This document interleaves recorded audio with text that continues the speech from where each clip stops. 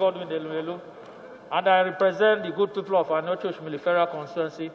I'm from Delta State. Mr. Speaker, we come under Order 8, Rule 4 and 7, that this House do take it as a matter of urgent national importance to address the issue of African Development Bank as it relates to Nigerian investment in that bank.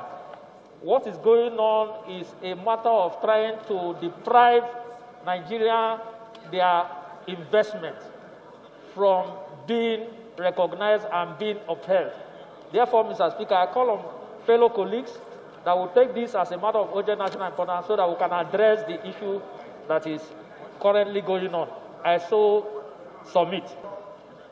For Africa UNECA in Khartoum, Sudan, in August of 1963, an agreement was reached establishing the African Development Bank, and the agreement was co-signed by 23 African governments, including Nigeria. Further note that in 1964, the agreement came into force with a mission of fighting poverty and standard of living on the African continent, as well as promoting the investment of public and private capital through the implementation of projects and programs that are likely to contribute to the economic and social development of the African region. Aware that on the 8th of May 2015, a distinguished Nigerian and one-time Minister of Agriculture, Dr. Akiwumi Adesina, was elected the presumptive president of African Development Bank, emerging as the first Nigerian to hold this office. Further aware that African Development Bank, under the leadership of Dr. Adesina, has been very remarkable in steering the organization and its presence highly visible and impactful in less than 5 years of its headship. Concerned that recently, a group of whistleblowers petitioned Dr. Adesina accusing him of 16 breaches of the bank code of conduct, some of which include private gains, impediments to efficiency, preferential treatment, and involvement in political activities, which Dr. Adesina has continued to deny. Further concerned that on investigation by the Ethics Committee of the Board of Directors, the allegations were found to be frivolous, unsubstantiated, lack merit, and therefore exonerated Dr. Adesina on all 16 allegations. The Chairman, Board of Governors, being satisfied that the committee had done a thorough job, having followed all known rules and procedures of the bank in handling such cases, declared Adesina exonerated.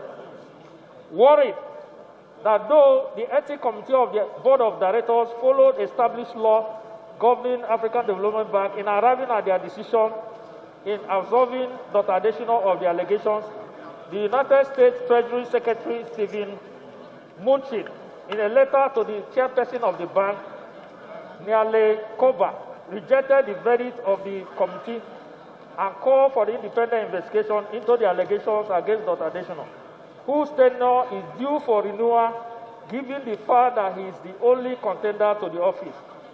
Disturbed that this interference portends a grave danger to the independence and laws governing the establishment of this organization, and if not addressed, will be tantamount to undermining the hard-earned reputation of the bank.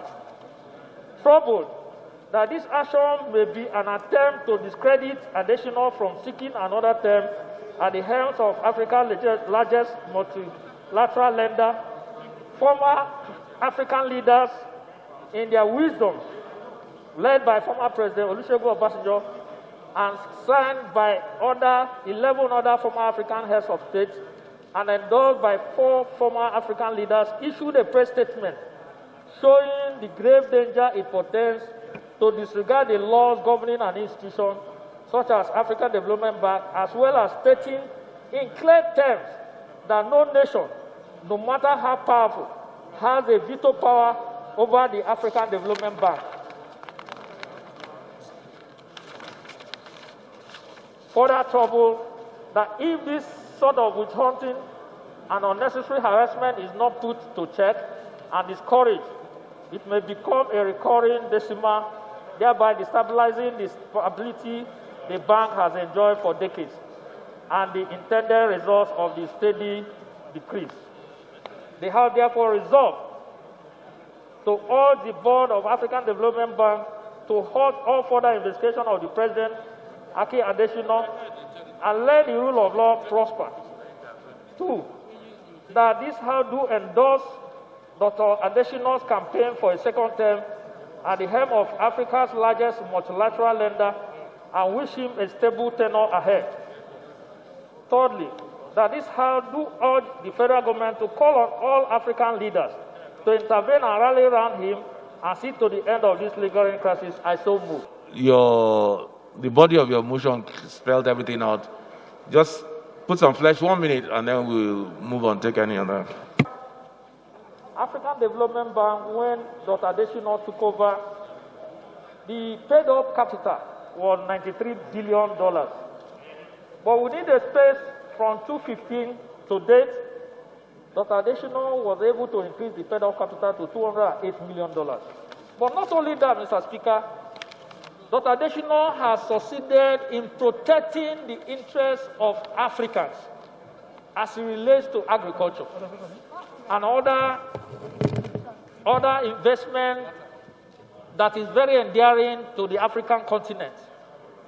And Dr. Adesina has brought to bear the independence of the African Development Bank, making sure that nobody interferes with the affairs of the African continent.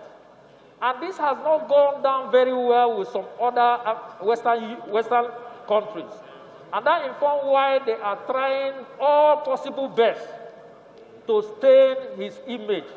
And given that he has another 5 years, ending the 5 years that he's currently operating on, the issue of now being reconfirmed for another 5 years is what is bringing all this in about. And some Western countries are trying to stop him, trying to stop Nigeria from enjoying that position.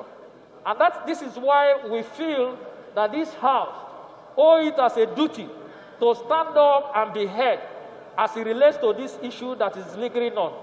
And Mr. Speaker, Dr. Adesina was a former Minister of Agriculture who distinguished himself very well in the course of his steering the affairs of agricultural ministry.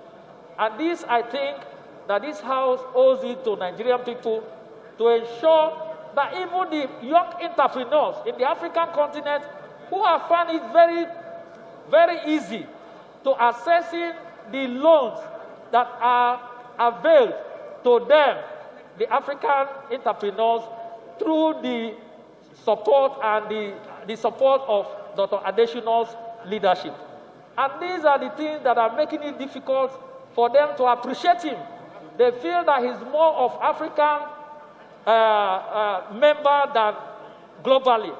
But he has continuously said that it's better to ensure that the African people decide their fate than for allow others to decide their fate. And for this reason, he's been described as a tribalist. And this is why they are fighting him, and the American government is trying to force him out of office.